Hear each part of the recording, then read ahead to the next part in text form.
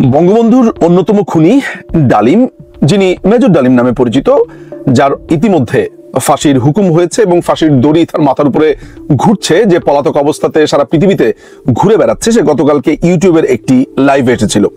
এটি নেটিজেনদের মধ্যে একটি চাঞ্চল্য তৈরি করেছিল, বিশেষ করে বাংলাদেশিদের মধ্যে এক ধরনের চাঞ্চল্য তৈরি করেছিল, কারণ একটা দীর্ঘ সময় ধরে সাধারণ মানুষের জানা ছিল না যে এই খুনি কোথায় আছে, সে বেঁচে আছে না মরে গেছে। গতকালকে ইউটিউবের লাইভের ফলে এতটুকু নিশ্চিত হয়ে গেছে সে বেঁচে আছে, যদিও এটি ডালিম কিনা সেটা নিয়েও প্রশ্ন এসেছে। তার পরিবারের যে সদস্যরা আছে তারা অবশ্য নিশ্চিত করেছে এটি মেজর ডালিম এবং তারা বলছে যে এটি সেই খুনি। দেখুন, এই বক্তব্যের ভেতরে কয়েকটা জিনিস আমি যদি লক্ষ্য করি তাহলে দেখব যে একটা লোক, সে নিজেকে দাবি করছে সে মুক্তিযোদ্ধা, নামের আগে সে বারবার বলছে বীর উত্তম, তার ভাইয়ের কথাও বলছে, স্বপন তার ভাই যে স্বপন তার কথা খুব গর্ব ভরে বলছে বীর বিক্রম।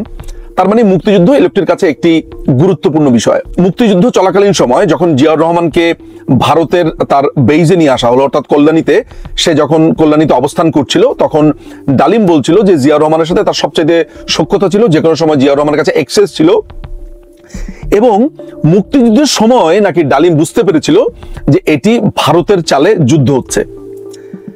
প্রিয় দর্শক, আপনি কি একবার ভেবে দেখেছেন যে এই প্রশ্নটা আপনার মাথাতে আসতে পারে বা আসা উচিত যে মুক্তিযুদ্ধ যদি ভারতের চাল বলে মুক্তিযুদ্ধের সময় আপনার মনে হয়ে থাকে, আপনি মুক্তিযুদ্ধ করেছিলেন কেন ফার্দার? আর মুক্তিযুদ্ধ যদি ভারতের চাল হয়ে থাকে তাহলে তো সেই মুক্তিযুদ্ধ আপনার জন্য অনেক ঘৃণার একটা ব্যাপার, আপনি সেটা নেবেন না কখনো, এটাতে আপনি গৌরব বোধ করবেন না।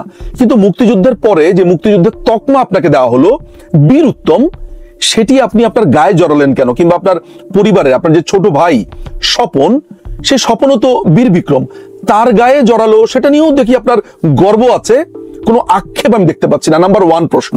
আপনারা দ্বিতীয় প্রশ্নটা খুবই গুরুত্বপূর্ণ, আমার কাছে মনে হয় যে এই প্রশ্নটা আপনারা উত্থাপন করতে পারেন, এটাকে আমার খুবই তাৎপর্যপূর্ণ মনে হয়।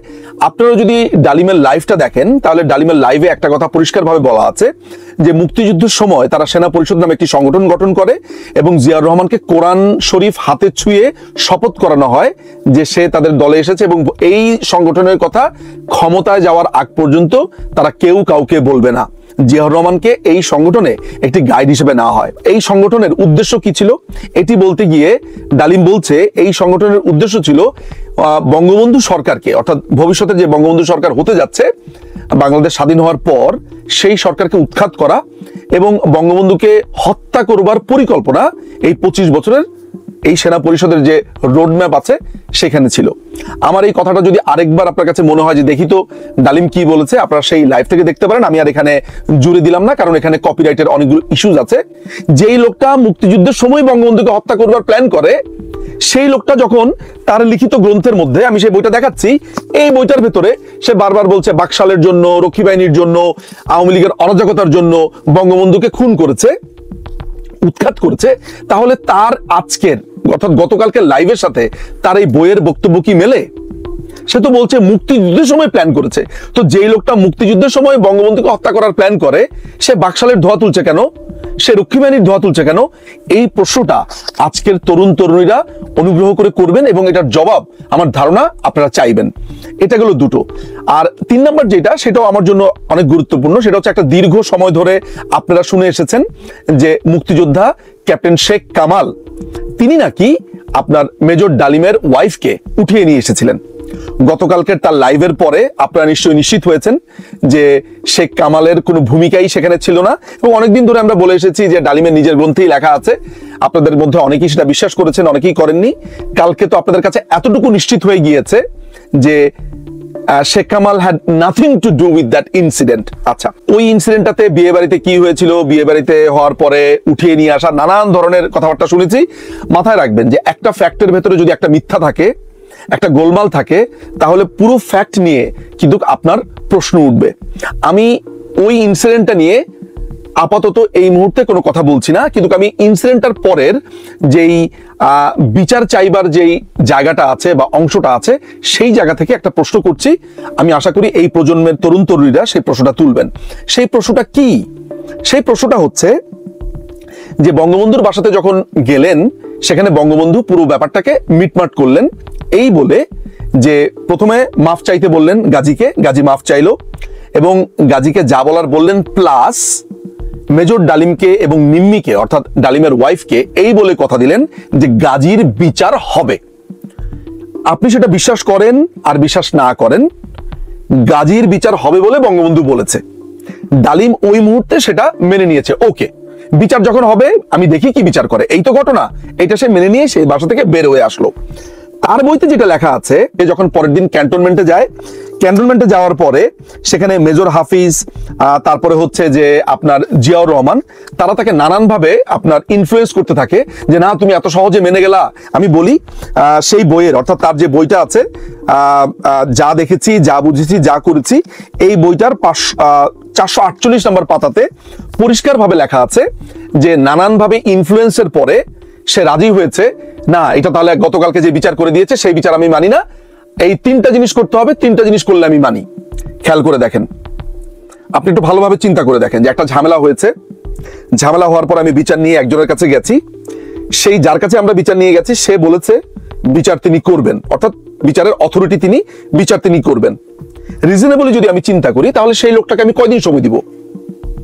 ন্যূনতম আমি যদি ব্যক্তিগতভাবে রিজনেবলি চিন্তা করি আমি তাকে 7 দিন সময় দিব, 7 days। মনে করা যাক আমার থেকেও আরো কম সময় দিতে অনেকে আগ্রহী, না 7 দিন দিব না, 1 দিন সময় দিবেন, 3 দিন সময় দিবেন, 5 দিন, মানে আপনারা যাই বলেন না কেন ন্যূনতম তো 1 দিন সময় দিবেন। ওই 1 দিন সময়ও বঙ্গবন্ধুকে দেওয়া হয়নি। পরের দিন ক্যান্টনমেন্টে গিয়ে তারা সেনাপ্রধান শফিউল্লাহর মাধ্যমে বঙ্গবন্ধুর কাছে চাপ প্রয়োগ করে যে তাদের 3টা দাবি মানতে হবে। খেয়াল করে দেখেন, বঙ্গবন্ধু বিচারের আশ্বাস দেওয়ার পরেও যখন এই বাড়াবাড়িটা করা হচ্ছে, সেইটাকে আপনি কি প্রশ্নবিদ্ধ করেন যে ভাই তোমার তো উনি বললো যে এটার বিচার উনি করবেন এবং অলরেডি সেই লোক তোমার কাছে মাফও চাইছে। তাহলে বঙ্গবন্ধু যদি বিচারের কথা বলে এবং তুমি যদি সেইখানে মেনি মুখর মতো সেটা মেনেও নাও, তুমি সেই সময় প্রতিবাদ করলা না কেন? না মানি না, মানি না, তুমি তো সেখানে মেনে নিলা। মেনে নেওয়ার পরে তুমি তাকে দায়িত্ব দিলা, দায়িত্ব দেওয়ার পরে তুমি বাসায় এসে বললা আমি মানি না, এটা তোমার ছ্যাঁচড়ামি। এবং তুমি কি শর্ত দিয়েছো সেটা একটু আমি দর্শকদের উদ্দেশ্যে পড়ে শোনাই, তোমার বই থেকে আমি বলছি। 448 পাতাতে তুমি লিখেছো যে গাজীকে তার সংসদ পদ এবং অন্যান্য সমস্ত সরকারি পদ থেকে এই মুহূর্তে অব্যাহতি দিয়ে তাকে এবং তার অবৈধ অস্ত্রধারীকে অবিলম্বে আর্মির হাতে সোপর্দ করতে হবে প্রধানমন্ত্রীকে, যাতে করে আইন অনুযায়ী তাদের সাজা হয়। আচ্ছা, একজন সংসদ সদস্যকে সংসদ পদ থেকে বর্জন করার জন্য কি লাগবে? তদন্ত করা লাগবে, সে কি করেছে সেটা অন রেকর্ডে থাকতে হবে, ডেফিনেটলি একটা প্রসিডিওর। কারণ আমি একটা এমপি কে তার নামে যা অভিযোগ আসুক না কেন, বা ডালিমের নামেও যা অভিযোগ আসুক না কেন, আমাকে একটা এনকোয়ারি করতে হবে, তদন্ত করতে হবে। আর সবচেয়ে বড় ব্যাপার হচ্ছে, ধরা যাক তদন্ত শুরু করলো, সাথে সাথে সদস্য পদও বাতিল করলো, আর্মির হাতে তুলে দিতে হবে কেন? তুই কে রে ভাই? তুই কে? তুই কি দেশের পুলিশ, দেশের আইন শৃঙ্খলা? ওকে যদি তুলে দিতে হয়, আমাদের পেনাল কোড আছে, পেনাল কোড অনুযায়ী তার নামে মামলা হবে, সাংসদের নামে যেভাবে আইনি ব্যবস্থা নেওয়া হয় সেইভাবে হবে। তোর হাতে তুলে দিবে কেন? তুই কি দেশের হর্তাকর্তা? তাহলে দর্শক আপনারা বুঝলেন যে তাদের দাবির মধ্যে ছিল তাদের হাতে তুলে দিতে হবে। মানে বঙ্গবন্ধুকে তারা গালমন্দ করছে, সমালোচনা করছে, নিজেরা যে গুন্ডামি করছে, মাস্তানি করছে, সেটা নিয়ে আপনি প্রশ্ন করেন। হ্যাঁ তাই তো, নিজুম ভাই তো এই প্রশ্নটা তুলেছে, ভ্যালিড প্রশ্ন। আপনার হাতে তুলে দিতে হবে, কারণ আপনার বইয়ের ভিতরে লেখা আছে। 2 নম্বর যুক্তি, গতরাতের সমস্ত ঘটনা সব প্রচার মাধ্যমগুলোর মাধ্যমে দেশের জনগণকে অবগত করবার অনুমতি দিতে হবে প্রধানমন্ত্রীকে, অর্থাৎ সমস্ত পত্রিকার ভিতরে এটা লিখতে হবে, অনুমতি দিতে হবে। মাননীয় প্রধানমন্ত্রী বঙ্গবন্ধু শেখ মুজিবুর রহমান সেই সময় প্রচার মাধ্যমগুলোকে এইটা প্রচার করতে বাধা দিয়েছে কিনা তার বইয়ের ভিতরে এটা লেখা নাই, ফলে আমরা এটা জানি না।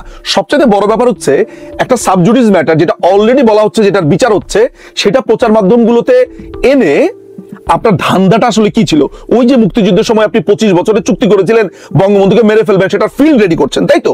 আচ্ছা, 3 নাম্বারটা ভয়াবহ। সেটা বলছে, যেহেতু গাজী আওয়ামী লীগের সদস্য, সেই পরিপ্রেক্ষিতে পার্টি প্রধান হিসেবে প্রধানমন্ত্রীকে ব্যক্তিগতভাবে মেজর ডালিম এবং তার স্ত্রীর কাছে ক্ষমা চাইতে হবে। মানে বঙ্গবন্ধু ক্ষমা চাবে ডালিমের কাছে আর ডালিমের ওয়াইফের কাছে। কেন?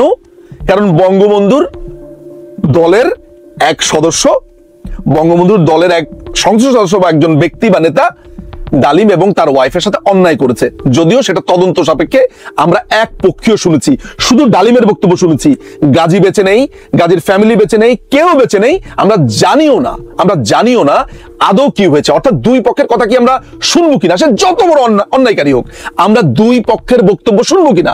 কিন্তু দর্শক, আপনি কি একবারও বলেছেন আচ্ছা ডালিমের কথা শুনলাম, এবার গাজীর ফ্যামিলির কথা শুনি তো আসলে সেদিন বিয়ে বাড়িতে কি হয়েছিল? আপনারা কিন্তু সেটা শুনতে চাননি, আপনারা ডালিমের কথাই বারবার বিশ্বাস করছেন।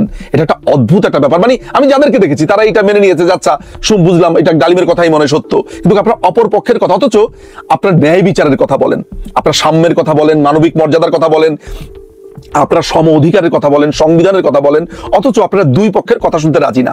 এখন গাজীর করা একটা অপরাধ যদি হয়ে থাকে, ধরা যাক অপরাধ হয়েছে, সেটার জন্য বঙ্গবন্ধু ক্ষমা চাইবে কেন? আর বঙ্গবন্ধু তো অলরেডি প্রচুর সাবমিসিভ হয়েছে তাদের কাছে, এই বইয়ের ভিতরে সেটা লেখা আছে। এবং আরেকটা আশ্চর্য জিনিস ডালিমের বক্তব্য থেকে আমরা দেখেছি, সেটা হলো গাজী যখন ডালিমের ফ্যামিলিকে গাড়িতে উঠালো, ডালিমের ভাষ্য অনুযায়ী, যদিও আমরা গাজীর পরিবার বা গাজীর ভাষ্য আমরা জানি না, তখন গাজীর ফ্যামিলির যারা যারা ছিল গাজীর বাসাতে, আর্মি তাদেরকে নিয়ে এসেছে আপনার ক্যান্টনমেন্টে বা তাদের ডেরাতে। আমার কথা হচ্ছে, আমি যদি আজকে একটা অন্যায় করি, তাহলে সেটার জন্য আমার বোনকে, মাকে গ্রেফতার করা হবে কেন? তাকে তুলে নিয়ে আসা হবে কেন? ধরা যাক আপনাদের মধ্যে কেউ একজন অন্যায় করলো, কাউকে খুন করলো, যে খুন করেছে আমরা তার শাস্তি নিশ্চিত করব, তার বিচার প্রক্রিয়ার ভেতর দিয়ে সে যাবে। সেই লোকের মা বাবাকে আমরা তুলে নিয়ে আসবো কেন ক্যান্টনমেন্টে? এই প্রশ্ন কি আপনি করেছেন? ডালিম কিন্তু এই তথ্য আপনাদেরকে দিয়েছে। ফলে আমার কাছে মনে হয় যে ডালিমের এই পুরো লাইভ যেন লাইভ না, এটা তার অপরাধের জবানবন্দি এবং তার কৃতকর্মের প্রত্যেকটা ডে টু ডে বর্ণনা। তো আপনারা এই প্রশ্নগুলো যখন করছেন, তখন আমি আপনাদেরকে একটা পাল্টা প্রশ্ন করতে চাই। যেই লোকটা বলছে যে আমি সেনা পরিষদ গঠন করেছি, এই বইয়ের ভিতরে পরিষ্কারভাবে লেখা আছে এই সেনা পরিষদ ছিল খুবই গোপন, খুবই তারা ভেতরে ভেতরে কাজ করতো, সৈনিকদেরকে তারা ইনফ্লুয়েন্স করতো, সৈনিকদেরকে তারা ইনসাইট করতো যাতে সরকারের বিরুদ্ধে কথা বলে। আচ্ছা, সেনাবাহিনীতে চাকরি করা অবস্থাতে আপনি যদি একটা গোপন সংগঠন করেন, আপনার শাস্তি কি? আপনাদের মধ্যে যারা আপনাদের ভাই বোন আত্মীয় স্বজন যারা সেনাবাহিনীর মধ্যে আছেন বা সশস্ত্র বাহিনীর মধ্যে চাকরি করেন, তাদেরকে একটু জিজ্ঞেস করবেন তো, যে যদি সেনাবাহিনীতে চাকরিরত অবস্থাতে কোনো মানুষ গোপনে সরকার উৎখাতের জন্য, বা সরকার উৎখাত না, গোপনে আরেকটা সংগঠন করে, সে সেটা করতে পারে কিনা এবং সেটার জন্য তার শাস্তি কি? ও কিন্তু অকপটে সেটা স্বীকার করছে। কখন থেকে সে সেনা পরিষদটা গঠন করেছে? মুক্তিযুদ্ধের সময় থেকে, যখনও পর্যন্ত অ্যাপারেন্টলি বঙ্গবন্ধু জেলে বন্দী, মানে বঙ্গবন্ধু জেলে বন্দী থাকা অবস্থাতে, পাকিস্তানের জেলে বন্দী থাকা অবস্থাতে তাকে অপরাধীও বানানো হলো এবং বঙ্গবন্ধুকে উৎখাতের ষড়যন্ত্র করলো। এখন আপনি আমাকে বলেন যে আমি আপনাকে কি বলবো? একটা মানুষকে আপনি দেশ শাসন করবার কোনো সুযোগ না দিয়ে তিনি বন্দী থাকা অবস্থাতে আপনি ধরে নিলেন যে তার বিচার করতে হবে, তাকে উৎখাত করতে হবে, তখনও মুক্তিযুদ্ধ চলছে। আমি আপনাদেরকে আর কি বলবো, আর কতভাবে বোঝাবো? যদি আমার মনে হয় যে ইউ আর স্মার্ট এনাফ, আমার ধারণা আপনারা এটা বুঝেছেন, এই প্রশ্নগুলো আপনারা করবেন। তার মানে সে একটা গোপন দলের সদস্য ছিল এবং সেই গোপন দলের সদস্য স্বীকার করছে। আরেকটা ইন্টারেস্টিং তথ্য আমার মনে হয় আপনাদের জন্য একটু দেওয়া প্রয়োজন, যেটা আমার কাছে আরো বেশি গুরুত্বপূর্ণ। সেখানে হচ্ছে যে তার বন্ধু এসপি মাহবুব, এইটা কালকের লাইভে বলেনি কিন্তু তার বইয়ের ভিতরে লেখা আছে, তার বন্ধু এসপি মাহবুব একদিন ডালিমকে ডাকলো, ডেকে বললো যে দেখো, আমরা সিরাজ শিকদারের পার্টির, অর্থাৎ যেই পূর্ব বাংলা কমিউনিস্ট পার্টি বলছে, সর্বহারা পার্টির, সিরাজ শিকদারের একটা পার্টি ছিল যারা বাংলাদেশের সেই সময় ফাঁড়ি লুট করতো, সংসদ সদস্যদেরকে খুন করতো, আওয়ামী লীগের নেতাকর্মীদেরকে খুন করতো, ধর্ষণ করতো। এই বই সেটার বর্ণনা আছে, যদিও ডালিম বলেনি এটা কারা করতো, কিন্তু এই অপরাধের বর্ণনাগুলো আছে। এখন যখন সেই দলের কয়েকজন সদস্যকে ধরা হলো, ইন্টারোগেশন সেলে তারা ডালিমের নাম বলেছে যে ডালিম তাদের সাথে আছে। এসপি মাহবুব তখন ডালিমকে ডাক দিয়ে বলল যে দেখো ডালিম, আমি এই অপরাধীদেরকে ধরার পরে ওদের নোটবুকে তোমার নাম পাওয়া গেছে, প্লাস তারা তোমার নাম বলেছে। মাথায় রাখবেন, এটা কিন্তু আমি বানিয়ে বলছি না, এই বইয়ে বলছি। এই বইয়ের কত নম্বর পেজে? এই বইয়ের 469 নম্বর পেজে যা দেখেছি, যা বুঝেছি, যা করেছি। এটা কত এডিশন? এটা হলো আপনার 2004-এর এডিশনের যে বইটা নবজাগরণ প্রকাশনী থেকে বের হয়েছিল, এটা মনে হয় এখন অ্যাভেলেবেল পাওয়া যেতে পারে। আচ্ছা, ডালিম তখন তার বইয়ের ভিতরে লিখছে যে আমি এই কথা শুনে ভরকে গেলাম, অর্থাৎ আমাকে যখন বলল যে সিরাজ শিকদারের যে কোনো সময় সিরাজ শিকদার গ্রেফতার হতে পারে, তার বিপদ হতে পারে, সে তখন এখানে বলছে আমি সাথে সাথে হাই কমান্ডকে জানিয়ে দিলাম।